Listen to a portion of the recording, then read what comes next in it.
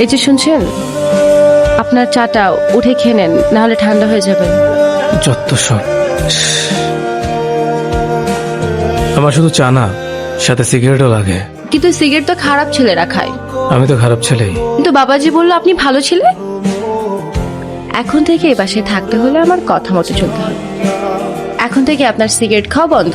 খবরদার, আমার পার্সোনাল বিষয়ে একদম নাক গলাবেন না। আমি আপনাকে বিয়ে করেছি ঠিকই, কিন্তু স্ত্রীর অধিকার দেয়নি। এটি শুধু নিয়ম রক্ষার বিয়ে। তুমি প্লিজ এরকম করো না, প্লিজ।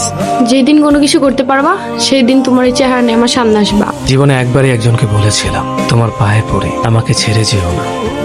সে শোনেনি। আমার ভেসে যাওয়া দু চোখের সমস্ত জলকে অবহেলা করে, আমার ক্রমাগত কাঁপতে থাকা গলার সমস্ত আকুতি মিনতিকে অগ্রাহ্য করে সে চলে গিয়েছিল।